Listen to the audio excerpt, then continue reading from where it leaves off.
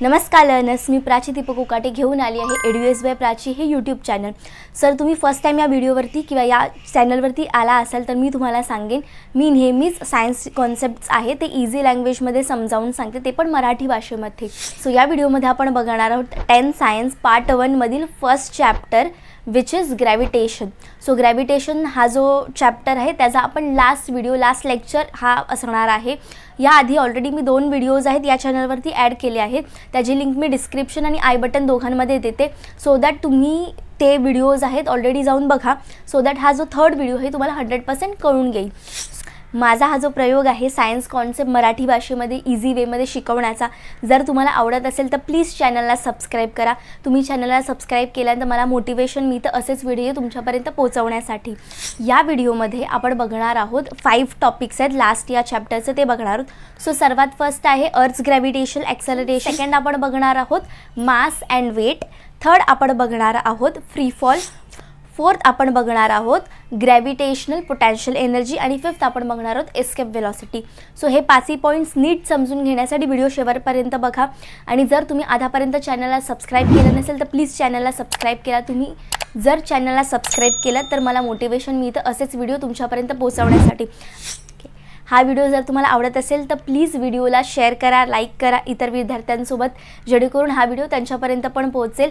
आणि कोणताही वेळ न दवडता आपण स्टार्ट करूयात व्हिडिओला। टॉपिक 7 अर्थ ग्रॅव्हिटेशनल ॲक्सेलरेशन। आपल्या सगळ्यांनाच माहिती असेल की आपली जी पृथ्वी आहे ती पृथ्वीवर असणाऱ्या प्रत्येक ऑब्जेक्टवरती त्याचा जो ग्रॅव्हिटेशनल फोर्स आहे तो अप्लाय करते। सो जसं की आपण इथे उभे आहोत कुठेही असू, सो आपल्यावरती हा ग्रॅव्हिटेशनल फोर्स अप्लाय होतच आहे। Newton second law of motion काय आहे, जर आपण कोणत्या पण ऑब्जेक्टवरती फोर्स अप्लाय केला, ठीक आहे, सो त्याच्यावरती फोर्स अप्लाय केल्यानंतर ती जी बॉडी आहे ती ॲक्सेलरेट होते, म्हणजे त्याची जी वेलॉसिटी आहे ती चेंज होऊन जाते। सो तसंच आपल्यावरती पण ग्रॅव्हिटेशनल फोर्स अप्लाय होतं आहे, सो आपल्यावरती पण हे जे हा जो ॲक्सेलरेशन आहे ते पण अप्लाय होणार। आता आपल्यावरती फोर्स कोण अप्लाय करते, ग्रॅव्हिटेशनल फोर्स अप्लाय करते आपली अर्थ, ओके। सो आपल्यावरती ग्रॅव्हिटेशनल फोर्स अप्लाय केल्यामुळे अर्थचा जो ॲक्सेलरेशन आहे त्याला आपण काय म्हणतो, अर्थ ग्रॅव्हिटेशनल ॲक्सेलरेशन, ओके। कळलं तुम्हाला, ॲक्सेलरेशन आहे फक्त ते अर्थ अप्लाय करते म्हणून अर्थ ग्रॅव्हिटेशनल ॲक्सेलरेशन कळलं, याला काय म्हणायचं आहे तुम्हाला। आणि अर्थ gravitational acceleration is a vector quantity. आता वेक्टर क्वांटिटी म्हणजे काय, हे जे वेक्टर क्वांटिटीज आहेत त्यांना 2 गोष्टी असतात। तो सर्वात फर्स्ट म्हणजे हे जे वेक्टर क्वांटिटीज आहेत त्यांची एक व्हॅल्यू असते, ठीक आहे, म्हणजे कोणती पण एक व्हॅल्यू आहे म्हणजे तो एक नंबर आहे वेक्टर क्वांटिटी म्हणजे, ठीक आहे, व्हॅल्यू आहे त्याला। देन सेकंड आहे त्याला डायरेक्शन असते। आता डायरेक्शन म्हणजे काय, अर्थ आपल्यावरती जो ॲक्सेलरेशन अप्लाय करतो त्याला एक डायरेक्शन आहे, ठीक आहे। अर्थ आपल्या खालती प्रेझेंट आहे, आपण अर्थवरती प्रेझेंट आहोत, ठीक आहे। सो अर्थ आपल्यावरती डाऊनवर्ड्स म्हणजे आपण त्याच्यावरती उभे आहेत, सो ती सेंटरकडे आपल्याला खेचते, तिच्या म्हणजे डाऊनवर्ड्स आपल्याला खेचते आहे, कळलं। अर्थ ग्रॅव्हिटेशन ॲक्सेलरेशन डाऊनवर्ड डायरेक्शनमध्ये काम करते बिकॉज अर्थ आपल्या खालती प्रेझेंट आहे, कळलं तुम्हाला हे कसं काढायचं आहे एक्झॅक्टली अर्थ ग्रॅव्हिटेशनल ॲक्सेलरेशन काय आहे। आता ही अर्थ ग्रॅव्हिटेशनल ॲक्सेलरेशन आहे त्याचं आपण जी व्हॅल्यू आहे ती काढून घेऊयात। अर्थ ग्रॅव्हिटेशनल ॲक्सेलरेशन आहे ह्याची व्हॅल्यू आहे ती आता आपण काढणार आहोत, पण त्याच्या आधी आपण समजून घेऊयात अर्थ ग्रॅव्हिटेशनल ॲक्सेलरेशन आहे त्याला आपण स्मॉल जी आहे इंग्लिश लेटर त्याने डिनोट करतो, ओके। आणि ते समजून घेण्यासाठी आपण इथे एक सिनारिओ घेतलेला आहे तो आपण बघून घेऊयात। सो आपण इथे एक एक्झाम्पल घेतलं, आपण अर्थवरती उभे आहोत, ठीक आहे। सो आपण ऑब्जेक्ट आहोत आणि ही अर्थ आहे। सो एफ काय आहे, ग्रॅव्हिटेशनल फोर्स आहे, जी काय आहे युनिव्हर्सल ग्रॅव्हिटेशनल कॉन्स्टंट, आपण सेकंड व्हिडिओमध्ये बघितलेलं आहे ह्याच्याबद्दल। देन एम काय आहे, mass of the earth capital M. Then small M काय आहे, मास ऑफ एन ऑब्जेक्ट, ठीक आहे, म्हणजे आपलं मास। देन आर काय आहे, डिस्टन्स बिटवीन ऑब्जेक्ट अँड अर्थ, म्हणजे आपल्यामध्ये आणि अर्थमधलं जे डिस्टन्स आहे ते। देन कॅपिटल आर काय आहे, रेडियस ऑफ द अर्थ, आणि जी काय आहे अर्थ ग्रॅव्हिटेशनल ॲक्सेलरेशन, ठीक आहे। सो हे इम्पॉर्टंट तुम्हाला टर्म्स कळलेत काय काय आहे ते। सो आता स्टार्ट करूयात आपण छोट्या डेरिवेशनने। सो सर्वात फर्स्ट आपला फोर्सचा फॉर्म्युला काय आहे, force is equal to G into m1 into m2 upon R square, ठीक आहे। So force is equal to gravitational constant into mass 1 into mass 2 upon distance between the 2 ऑब्जेक्ट्सचा स्क्वेअर। सो इथे आता आपण हे थोडे व्हॅल्यूज इथे पुट ऑन करणार। सो फोर्स तर सेम आहे, देन ग्रॅव्हिटेशनल जो आपला युनिव्हर्सल ग्रॅव्हिटेशनल कॉन्स्टंट आहे तो पण सेम राहणार, ठीक आहे। सो ते मास का बदलणार, आपण इथे m1च्या जागी अर्थचं मास लिहिणार आहोत आणि m2च्या जागी आपलं मास लिहिणार आहोत. ठीक आहे. आणि r² काय आहे, जे डिस्टन्स बिटवीन आपल्यामध्ये आणि अर्थमध्ये. ठीक आहे. आता सिम्पली आपण अर्थवरती उभे आहोत. ठीक आहे. सो आपल्यामध्ये आणि अर्थमध्ये किती डिस्टन्स प्रेझेंट आहे, अर्थची जी रेडियस आहे तेवढं. सो हा जो r आहे त्याला मी चेंज करून त्याच्याऐवजी काय लिहिते, इथे मी लिहिते r². ठीक आहे. म्हणजे r कॅपिटल करते. ठीक आहे. हे डिस्टन्स आहे, त्या डिस्टन्सला आपण रेडियस हे कन्सिडर करूया. पण फोर्सचा अजून एक फॉर्म्युला आहे, मास इंटू ॲक्सेलरेशन. आपल्याला सगळ्यांनाच माहिती आहे. पण आता आपण कोणतं ॲक्सेलरेशन घेतो, कारण आपण ग्रॅव्हिटेशनल फोर्सबद्दल बघतोय. सो हे जे ॲक्सेलरेशन असणार आहे ते आहे अर्थ्स ग्रॅव्हिटेशनल ॲक्सेलरेशन. ठीक आहे. सो मी याच्या जागी म्हणजे ma जो ह्याचा फॉर्म्युला आहे फोर्सचा, मास इंटू ॲक्सेलरेशन. सो ह्याच्याऐवजी मी लिहू शकते का, मास इंटू ग्रॅव्हिटेशनल ॲक्सेलरेशन. कळतं आहे तुम्हाला. आता इथे पण m प्रेझेंट आहे, इथे पण m प्रेझेंट आहे. सो आपण ह्याला कॅल्क्युलेट करू शकतो, म्हणजे ह्याला सॉल्व करू शकतो. कसं, जी इथेच ठेवणार मी, m इथे मल्टिप्लिकेशनमध्ये आहे. ठीक आहे. तिथे गेल्यावर काय होणार, तो डिव्हिजनमध्ये जाणार. ठीक आहे. So m got cancel. So gravitational म्हणजे अर्थ्स ग्रॅव्हिटेशनल ॲक्सेलरेशनची व्हॅल्यू काय आहे, जी म्हणजे आपला ग्रॅव्हिटेशनल अर्थ आपला universal gravitational constant, then mass of the earth upon radius of the earth. ठीक आहे. सो ही काय आहे, फॉर्म्युला आहे अर्थ्स ग्रॅव्हिटेशनल ॲक्सेलरेशनचा. जर आपण मी इथे व्हॅल्यूज पुट केला, सो जीचा व्हॅल्यू काय आहे 6.673 okay into 10⁻⁻11. Radius of the अर्थ काय आहे 6 into 10⁻24 sorry, mass of earth काय आहे 6 इंटू 10⁻24 अपॉन ही जी रेडियसची व्हॅल्यू आहे अर्थची ती काय आहे 6.4 इंटू 10⁻6 आणि हा काय आहे स्क्वेअर अप्लाय करणार. ठीक आहे. फॉर्म्युलामधला जो स्क्वेअर आहे तो कळतं आहे तुम्हाला. So 6.673 into 10⁻11 into 6 into 10⁻24 upon 6.4 into 10⁻6⁻2. आपण ही व्हॅल्यू जेव्हा आपण सॉल्व करतो तेव्हा आपल्याला व्हॅल्यू मिळते 9.77 into mass upon second square. Okay. So ही व्हॅल्यू आहे अर्थ्स ग्रॅव्हिटेशनल ॲक्सेलरेशनची. ओके. हे छोटंसं डेरिवेशन तुम्हाला कळलं आहे आय होप. सो आता आपण अर्थ ग्रॅव्हिटेशनल ॲक्सेलरेशनबद्दल अजून थोडं माहिती करून घेऊयात, जाणून घेऊयात. आताच आपण अर्थ्स ग्रॅव्हिटेशनल ॲक्सेलरेशन म्हणजे जो जी आहे त्याचा फॉर्म्युला बघितला. सो त्याचा फॉर्म्युला काय होता, universal gravitational constant into mass of the earth upon distance between the अर्थ अँड द ऑब्जेक्ट, म्हणजेच आपण इथे रेडियस घेतलेली. सो हे जे अर्थ्स ग्रॅव्हिटेशनल ॲक्सेलरेशन आहे ह्याच्या फॉर्म्युलामध्ये जर तुम्ही बघितलात ही व्हॅल्यू काय आहे, g is the constant value, ती चेंज नाही होत. Okay. Then mass of the earth, mass of the अर्थ आहे हे पण कॉन्स्टंटच आहे एका प्रकारचं. सो काय चेंज होऊ शकतं आपल्यामध्ये म्हणजे ऑब्जेक्टमधलं आणि अर्थमधलं जे डिस्टन्स आहे they it can be vary. So जे अर्थ आणि आपल्यामधले जे डिस्टन्स आहे इथे आपण रेडियस घेतलेलं पण ते कमी किंवा जास्त पण असू शकतो. सो याच्या हिशोबाने अर्थ्स ग्रॅव्हिटेशनल ॲक्सेलरेशन आहे त्याची व्हॅल्यू चेंज होऊ शकते. सो अर्थ ग्रॅव्हिटेशनल ॲक्सेलरेशन आहे त्याच्या व्हॅल्यूमध्ये व्हेरिएशन्स कसे येतात. सो हे 3 प्रकारचे व्हेरिएशन्स येतात. हे कसे येतात हे आपण आता डिटेलमध्ये बघणार आहोत. सर्वात फर्स्ट रिझन आहे change in the surface of the अर्थ. म्हणजे अर्थ सरफेस जर चेंज झाला तर जीची व्हॅल्यू आहे ती पण चेंज होते. ती कशी चेंज होते ते आपण बघूया. सो आपल्याला सगळ्यांनाच माहिती आहे हे जे रिजन्स आहेत यांना आपण पोलार रिजन्स म्हणतो. इकडचे जे रिजन्स आहेत ठीक आहे. सो हे काय आहेत, हा आहे नॉर्थ पोल आणि हा आहे साऊथ पोल. ठीक आहे. सो आणि ह्याच्या अराउंड हा जो लाईन आहे ठीक आहे यांना आपण काय बोलतो, यांना आपण इक्वेटर असं म्हणतो. सो हे जे इक्वेटर आहे ह्याच्यावरती जी अर्थची जी रेडियस आहे ती जास्त आहे आणि पोलार रिजनवरती कमी आहे. ओके. सो इक्वेटरवरती अर्थची रेडियस जास्त आहे आणि पोलार रिजनवरती कमी आहे. बिकॉज आपली जी अर्थ आहे it is not 100% spherical shape. तिचा जो शेप आहे तो थोडा बल्जिंग आहे. त्याच्यामुळे ती सेंटरला म्हणजे इक्वेटर्सला बल्जिंग आहे आणि पोलार रिजन्सला थोडी फ्लॅटन अप झाली आहे. त्याच्यामुळे अर्थची जी रेडियस आहे ती इक्वेटरवरती सर्वात जास्त आहे आणि पोलार रिजन्सवरती कमी आहे. जिचा जो फॉर्म्युला होता universal gravitational acceleration to mass of the earth upon r². So ही जी व्हॅल्यू आहे ना ती इथे चेंज होते. सो इथे चेंज झाल्यामुळे जीची व्हॅल्यू आहे ठीक आहे.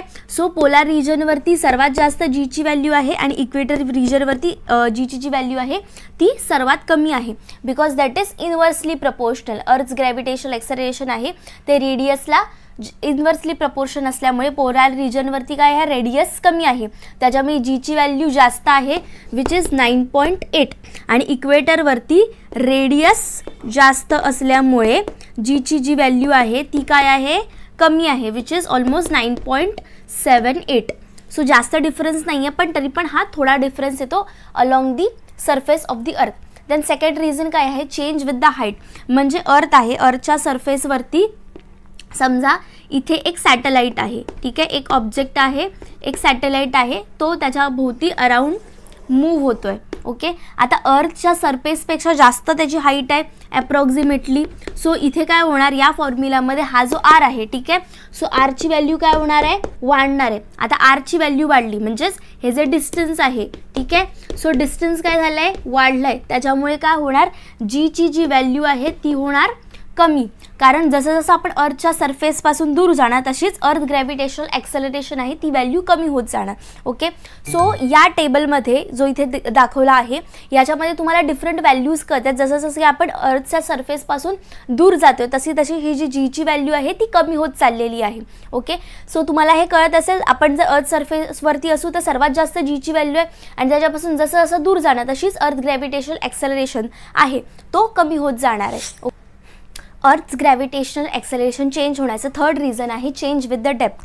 म्हणजे जसं जसं आपण अर्थच्या सरफेसमध्ये आत जाणार तसं जी जीची व्हॅल्यू आहे ती पण चेंज होणार. ती का चेंज होणार, कारण ऑफकोर्स रेडियस आहे ती कमी होत चालली आहे. आता तुम्ही म्हणाल की रेडियस जर कमी होते तर अर्थ ग्रॅव्हिटेशनल ॲक्सेलरेशन आहे त्याची व्हॅल्यू वाढायला पाहिजे, पण जसं जसं आपण अर्थच्या सरफेसच्या आत जातोय तसं तसं हे जे अर्थचा जो मास आहे ते पण चेंज होत आहे.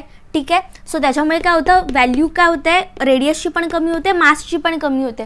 सो या कंबाईन इफेक्टमुळे जी जीची व्हॅल्यू आहे ती पण कमी होऊन जाते. सो तुम्हाला कळलं असेल इथे जे 3 रिझन्स आहेत. सर्वात फर्स्ट काय आहे, सरफेस अर्थ सरफेस जर चेंज होत आहे along the earth surface. Second with the height आणि थर्ड आहे change with the depth. So या 3मुळे जे जीची व्हॅल्यू आहे अर्थ ग्रॅव्हिटेशनल ॲक्सेलरेशन ती कमी होत जाते. सो तुम्हाला हे अर्थ ग्रॅव्हिटेशनल ॲक्सेलरेशन कळलं आहे. सो वळूयात आपण नेक्स्ट टॉपिककडे. Topic 8 mass and weight. या टॉपिकमध्ये आपण कव्हर करणार आहोत मास आणि वेट यामध्ये एक्झॅक्टली डिफरन्स काय आहे. सो मास आपल्याला सगळ्यांनाच माहिती आहे, ठीक आहे. सो मास म्हणजे काय, हा कोणता पण एक ऑब्जेक्ट आहे, ठीक आहे, त्याच्यामध्ये किती मॅटर प्रेझेंट आहे याला आपण काय बोलतो, मास. ओके, सो इथे काय आहे, सर्वात इम्पॉर्टंट काय आहे, अमाऊंट ऑफ मॅटर. ठीक आहे, so amount of matter is important in the mass. ठीक आहे, आणि जर आपण वेटकडे बघितलं, ठीक आहे, सो वेटमध्ये काय आहे, ही जी ऑब्जेक्ट आहे, ठीक आहे, सो या ऑब्जेक्टवरती आपली जी अर्थ आहे जी फोर्स लावते. सो वेट एक्झॅक्टली काय होणार, the force with which the earth attracts the object, याला आपण काय बोलणार, वेट बोलणार. सो हा काय आहे, अमाऊंट ऑफ मॅटर आहे. आणि इथे काय आहे, सो तुम्हाला कळलंय ह्याच्यामध्ये काय होतं आहे, वेट मासमध्ये अमाऊंट ऑफ मॅटर आणि ह्याच्यामध्ये जो फोर्स अर्थ जो फोर्स लावते त्याला आपण वेट असं म्हणतो. सो मास काय आहे, mass is a scalar quantity. Okay, mass scalar quantity काय आहे, का, कारण त्याचं फक्त जी व्हॅल्यू आहे that is important. But weight is a vector quantity. So vector क्वांटिटीमध्ये काय असतं, 2 गोष्टी असतात. सर्वात फर्स्ट म्हणजे त्याची व्हॅल्यू असते आणि सेकंड म्हणजे त्याला डायरेक्शन असतं. आता हा फोर्स आहे त्याच्यामुळे याला डायरेक्शन आला, त्याच्यामुळे weight is an vector quantity. आणि ॲजचा युनिट आहे मासचं विच इज kg. म्हणजे आपण कोणतं पण वजन आहे ते kgमध्ये मोजतो. आणि की हा जो वेट आहे, ठीक आहे, ह्याला फोर्स आला. सो फोर्स असल्यामुळे ह्याचं जे युनिट आहे एसआ युनिट ते पण फोर्सच लागणार विच इज न्यूटन म्हणजेच एन. ओके, सो कळलंय तुम्हाला. सो एसआय युनिट काय आहे, मासचं kg आणि वेटचं युनिट आहे न्यूटन. आणि सर्वात लास्ट इम्पॉर्टंट पॉईंट म्हणजे हा जो मास आहे ते सगळीकडे कॉन्स्टंट राहणार. ठीक आहे, म्हणजे कुठे पण आपलं गेला आपलं जे मास आहे, समजा माझं मास आहे 40 kg, तर मी इकडनं कुठे पण जाऊ दे, मार्सवरती जाऊ दे, मूनवरती जाऊ दे, माझं जे मास आहे ते सेमच राहणार विच इज 40 kg. पण माझं जे वेट आहे ते चेंज होणार. का, कारण वेटवर जे काय आहे आपण अर्थची ग्रॅव्हिटेशनल फोर्स लावतो, म्हणजे तसंच कोणता पण प्लॅनेटची जी ग्रॅव्हिटेशनल फोर्स आहे ती चेंज होऊ शकते. त्याच्यामुळे वेट जे आहे, ठीक आहे, that is not a constant. ठीक आहे, म्हणजे हे कुठेच सेम नसणार आहे. ठीक आहे, हे काय असणार आहे, सेम एव्हरीवेअर, सगळीकडे सेम असणार आहे.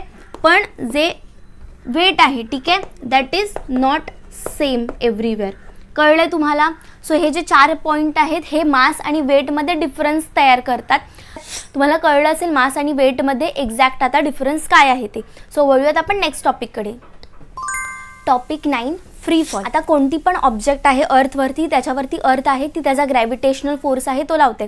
जसं की फॉर एक्झाम्पल माझ्या हातामध्ये चॉक्स आहेत. सो चॉक्स आहेत, ह्याच्यावरती पण अर्थ आहे, ती त्याचा जो ग्रॅव्हिटेशनल फोर्स आहे ती लावत आहे. पण हे चॉक्स पडत का नाहीत? कारण ह्याच्यावरती अपोजिट फोर्स आहे, सो माझ्या हातांनी लावला आहे. सो माझा जो मस्क्युलर फोर्स आहे त्याच्यामुळे ते चॉक्स आहेत ते पडत नाही आहेत. समजा हे मी हातातनं सोडले चॉक्स, तर काय होणार? हे जे चॉक्स आहेत ते खालती पडून जाणार. सो हे असं का होतं? कारण जो चॉक आहे, ठीक आहे, सो ह्याची काय वेलॉसिटी आहे का? आता नाही, कारण हे काय आहेत रेस्टिंग पोझिशनवरती आहेत. सो ह्याची काहीच वेलॉसिटी नाही आहे. सो कोणता पण ऑब्जेक्ट आहे ज्याची जी इनिशियल वेलॉसिटी आहे, ठीक आहे, ती 0 असते, पण त्याची जी फायनल वेलॉसिटी आहे ती इन्क्रीज होत जाते. का? कारण जेव्हा ह्यांना सोडणार खालती तर ते हे काय होणार? पटकन असे खालती जाणार. सो ह्यांची जी ॲक्सेलरेशन आहे ती हळूहळू इन्क्रीज होणार आणि ते पडणार खालती अर्थच्या सरफेसवरती आहेत ते. सो ही जी कंडिशन आहे याला आपण म्हणतो फ्री फॉल. सो फ्री फॉलमध्ये एक्झॅक्टली काय होतं? जसं आपण बॉल बरोबर खेळतो लहानपणी, सो त्याच्यावरनं एक्झाम्पल घेऊयात आपण. जसं की बॉल आहे, त्याला मी असा वरती उचलला आहे, ठीक आहे. सो थोड्या वेळानंतर काय होणार? हा एका स्पेसिफिक पोझिशनवरती जाणार आणि तिथेच थांबणार. नंतर हा त्या पोझिशनवरती गेल्यानंतर काय होणार? खालती येणार. ओके. सो हा बॉल काय करतो एक्झॅक्टली? आधी माझ्या हातात होता, सो हा काहीच करत नव्हता. देन मी त्याला जेव्हा फोर्स लावला तेव्हा तो वरती उचलला गेला, नंतर तो खालती पडला. म्हणजे एका सर्टन स्टेज नंतर तो खालती पडला, कारण त्याच्यावरती जो ग्रॅव्हिटेशनल पूल आहे तो सर्वात जास्त झाला. आणि नंतर हा अर्थचा जो सरफेस आहे त्याच्यावरती हा जो बॉल आहे तो येणार. सो हा जो बॉल आहे जेव्हा मी ह्याला हातातून सोडते डायरेक्ट, सो ही जी कंडिशन आहे याला आपण फ्री फॉल आहे असं म्हणतो. सो हा जो फ्री फॉल आहे हा काय आहे? सिम्पली अर्थचा जो ग्रॅव्हिटेशनल फोर्स आहे त्यालाच आपण असं तोच आहे तो इथे दाखवला जातो. सो हा जो फ्री फॉल आहे ह्याच्यामध्ये काय होतं आहे? एक तर जेव्हा आपण बॉल एकदम खालती जातो तेव्हा काय होतं? हा जो फ्रिक्शनल फोर्स आहे, म्हणजे जेव्हा आपण चालत असतो, ठीक आहे, हा जेव्हा आपण चालतो त्याच्यावरती समजा आपण या डायरेक्शनमध्ये चालतोय, तर या डायरेक्शनवरती जो फोर्स असतो त्याला आपण काय बोलतो? फ्रिक्शनल फोर्स असं म्हणतो. सो हा जो फ्रिक्शनल फोर्स आहे या केसमध्ये अपोज करतो, म्हणजे तो त्याला वरती खेचण्याचा कोशिश करतो. हा फर्स्ट फ्रिक्शनल फोर्स आहे. आणि सेकंड आहे ब्युअँड फोर्स. जेव्हा आपण पाण्यामध्ये खालती डुबले जातो तेव्हा आपल्याला जो वरती घेणारा जो फोर्स आहे त्याला आपण ब्युअँड फोर्स असं म्हणतो. सो हे जे दोन्ही फोर्स आहेत ना, हे बॉलला वरती खेचण्याचा कोशिश करतात, पण अर्थ ग्रॅव्हिटेशनल पूल जास्त असल्यामुळे हे दोन्ही फोर्स आहे त्याची व्हॅल्यू कमी होते आणि हा जो बॉल आहे तो खालती पडतो. सो तुम्हाला कळलं असेल फ्री फॉलमध्ये एक्झॅक्टली काय होतं. फ्री फॉल म्हणजे कोणता पण ऑब्जेक्ट आहे ते फ्रीली अर्थवरती पडणं. आता हे 100% तर पॉसिबल नाही आहे, कारण आपलं हे जे ॲटमॉस्फिअर आहे ह्याच्यामध्ये व्हॅक्यूम प्रेझेंट नाही आहे, ह्याच्यामध्ये वेगवेगळे एअर्स प्रेझेंट आहेत. त्याच्यामुळे हे जे दोन फोर्स मी मगाशी म्हणाले की फ्रिक्शनल फोर्स आणि ब्युअँड फोर्स हे तिथे अप्लाय होतात. जर आपल्याला 100% फ्री फॉल म्हणजे ट्रू फ्री फॉल करायचं असेल तर आपल्याला व्हॅक्यूममध्ये जायला पाहिजे जिथे ॲटमॉस्फिअर बिलकुल नाही आहे. सो तुम्हाला कळलं फ्री फॉलबद्दल. सो आता आपण नेक्स्ट टॉपिककडे वळूयात. Topic 10 gravitational potential energy. Gravitational potential energy काय आहे हे बघून घेण्याआधी आपण पोटेन्शियल एनर्जी एक्झॅक्टली काय हे पण बघून घेऊयात. सो कोणता पण अर्थ सरफेसवरती जो ऑब्जेक्ट आहे सो त्याच्यामध्ये जी स्टोर्ड एनर्जी आहे, ठीक आहे, सो हा ऑब्जेक्ट झाला आणि ह्याच्यामध्ये जी एनर्जी आहे, जी स्टोर्ड एनर्जी आहे त्याला आपण काय बोलतो? त्याला आपण म्हणतो पोटेन्शियल एनर्जी. जसं जसं अर्थच्या सरफेसपासून ऑब्जेक्ट आहे कोणता पण दूर जातो तसं तसं त्याची जी पोटेन्शियल एनर्जी आहे ती इन्क्रीज होते. जसं की बॉल आहे हा, त्याला मी इकडनं जर सोडला तर हा खूप फोर्समध्ये खालती पडणार, त्याच्यामुळे ही जी हाईट आहे, ठीक आहे, सो ही हाईट इन्क्रीज झाल्यामुळे ह्याची जी पोटेन्शियल एनर्जी आहे, ठीक आहे, ती पण काय होते? इन्क्रीज होते. आता हे 100% सगळ्याच सिनारिओला ट्रू नाही आहे, कारण समजा फॉर एक्झाम्पल ही अर्थ असेल, ठीक आहे, आणि अर्थपासून समजा हा जो ऑब्जेक्ट आहे, ठीक आहे, हा इन्फायनाईट डिस्टन्सवरती आहे, म्हणजे थोडं दूर काढूया, ठीक आहे. सो हा ऑब्जेक्ट आहे हा इन्फायनाईट डिस्टन्सवरती प्रेझेंट आहे. आता जर हा इन्फायनाईट डिस्टन्स म्हणजे अर्थची जी ग्रॅव्हिटेशनल फील्ड आहे, ठीक आहे, त्याच्यापासून जर दूर असेल तर अर्थचं काही ॲक्सेलरेशन आहे, अर्थ ग्रॅव्हिटेशनल ॲक्सेलरेशन आहे किंवा अर्थची जी फील्ड आहे त्याच्यामध्ये हा नसल्यामुळे त्याच्यावरती फोर्स अर्थ लावूच शकत नाही, त्या केसमध्ये हा जो फॉर्म्युला आहे हा यूज होत नाही, जो पोटॅन्शियल एनर्जीचा फॉर्म्युला आहे तो. सो पोटॅन्शियल एनर्जीचा आपल्याला टेक्स्टबुकमध्ये 2च फॉर्म्युले दिले आहेत. सो सर्वात फर्स्ट दिले mgh. सो ह्याच्यामध्ये काय आहे, हाईट जसं जसं इन्क्रीज होते, ठीक आहे, तसं तसं जे पोटॅन्शियल एनर्जी आहे ती इन्क्रीज होणार. हे काय आहे आपल्या नॉर्मल केससाठी. पण जर आपल्याला ग्रॅव्हिटेशनल पोटॅन्शियल एनर्जी जर काढायची असेल तर त्याची व्हॅल्यू येते -g, which is universal gravitational constant into mass of the अर्थ into mass of the object upon r plus h. So ह्याच्यामध्ये काय आहे, g काय आहे युनिव्हर्सल ग्रॅव्हिटेशनल कॉन्स्टंट, m काय आहे मास ऑफ द अर्थ, m काय हा स्मॉल m काय आहे mass of the object, r is the radius of the अर्थ आणि h काय जी हाईट ज्याच्यापासून म्हणजे दूर आहे, ठीक आहे, रेडियस तर असणारच दूर आणि जेवढा अजून डिस्टन्स तो ऑब्जेक्ट दूर आहे, 10 किलोमीटर्स आहे, अर्थ सरफेसपासून 20 किलोमीटर्स आहे ते. सो अर्थच्या सरफेसपासून जर ती ऑब्जेक्ट आहे तो जर जवळ असेल, ठीक आहे, त्याच्यामुळे हा जो नेगेटिव्ह साईन आहे इथे आपण अप्लाय करतो, कारण हा खूपच कमी डिस्टन्स आहे अर्थपासून, त्याच्यामुळे ती जी पोटॅन्शियल एनर्जी असणार ती पण कमी असणार, कारण जिथे आपण बघितले हे दर काय आहेत, हे दोन्ही पण खूप मोठे व्हॅल्यूज आहेत आणि हा खूप छोटा व्हॅल्यू आहे, त्याच्यामुळे ही जी व्हॅल्यू आहे ही ऑलमोस्ट 0 किंवा त्याच्यापेक्षा पण कमी येते, म्हणून आपण ह्याला नेगेटिव्हमध्येच घेतो, फॉर्म्युला आहे तो. सो तुम्हाला कळलं आहे ग्रॅव्हिटेशनल पोटॅन्शियल एनर्जी काय आहे. सो वळूयात आपण लास्ट टॉपिककडे, which is escape velocity. Topic 11 escape velocity. हा लास्ट टॉपिक आहे या चॅप्टरचा, सो तो बघून घेऊयात आपण लवकरच. सो ह्याच्यासाठी आपण काय घेणार आहोत, अर्थ, ठीक आहे. सो अर्थ आहे, अर्थला मी इथे कन्सिडर करते आहे आणि ही आहे अर्थची ग्रॅव्हिटेशनल फील्ड, ठीक आहे, थोडी मोठी दाखवली आहे. So this is earth's gravitational field. So याच्या आतमध्ये जे पण गोष्टी असणार त्याच्यामध्ये काय लागणार, त्याच्यावरती अर्थचं जे ग्रॅव्हिटेशनल फोर्स आहे तो लागणार. सो सॉरी, ही फोर्स नाही आहे, दिस इज अ फील्ड. हे फक्त डायग्रामॅटिक रिप्रेझेंटेशन आहे, असं तुम्हाला कुठेच दिसणार नाही आहे. सो अर्थवरती कोणता पण ऑब्जेक्ट प्रेझेंट आहे त्याच्यावरती अर्थ ग्रॅव्हिटेशनल स्वतःचा फोर्स आहे तो लावते. आता हे तुम्ही वेगवेगळे पिक्चर्स आहेत, जसं की मंगलयान हा जो मूवी होता त्याच्यामध्ये पण दाखवलेलं की कसं त्यांनी जे यान आहे ते वेगवेगळ्या वेलॉसिटीजवरती घालवलं, त्याच्यानंतर एक फायनल एस्केप वेलॉसिटी दिली आणि त्याच्यानंतर जो यान आहे ते अर्थचे ग्रॅव्हिटेशनल फील्डमधनं निघून गेलं आणि ते वेगळीकडे म्हणजे अर्थ ग्रॅव्हिटेशनल फील्ड सोडून गेलं. या ऑब्जेक्टला अर्थच्या ग्रॅव्हिटेशनल फील्डपासून दूर जाण्यामध्ये जी वेलॉसिटी लागणार, ठीक आहे, आता ही खूप जास्त वेलॉसिटी लागणार कारण अर्थचं ग्रॅव्हिटेशनल फील्ड आपल्याला तोडून जायचं आहे. सो त्याच्या कोणत्या पण ऑब्जेक्टला अर्थच्या ग्रॅव्हिटेशनल फील्डपासून दूर जाण्यामध्ये जी वेलॉसिटी लागते, ठीक आहे, त्याला आपण काय बोलतो, त्यांना आपण बोलतो escape velocity. That's all for this video. I hope तुम्हाला हा जो ग्रॅव्हिटेशन आपण चॅप्टर घेतला तो 100% कळला असेल. ह्याचे जे टॉपिक्स आहेत ह्याचं थोडं तुम्ही प्रॅक्टिस रिव्हिजन केलं तर तुम्हाला 100% येऊन जाईल, काही टीडियस नाही आहे, ठीक आहे. आणि जर तुम्हाला डाऊट असेल तरी पण तो फर्स्ट व्हिडिओ, सेकंड व्हिडिओ बघा आणि थर्ड व्हिडिओ पण कंटिन्युएशनमध्ये बघा, म्हणजे तुम्हाला कंटिन्युएशनमध्ये हा कळून जाईल चॅप्टर आहे तो. आणि जरी तुम्हाला काय डाऊट्स आली तर प्लीज कॉमेंट्समध्ये ॲड करा. आपण भेटूयात नेक्स्ट व्हिडिओमध्ये. तोपर्यंत कीप लर्निंग, कीप स्टडिंग आणि थँक्यू. जर तुम्हाला हेरिडिटी आणि इव्हॉल्युशन या चॅप्टरमध्ये डाऊट येत असेल तर प्लीज या लिंकवरती क्लिक करा. ह्याच्यामध्ये मी ऑलरेडी 3 व्हिडिओची ऑलरेडी सिरीज बनवलेली आहे, सो ती तुम्ही 1 बाय 1 जाऊन बघू शकतात.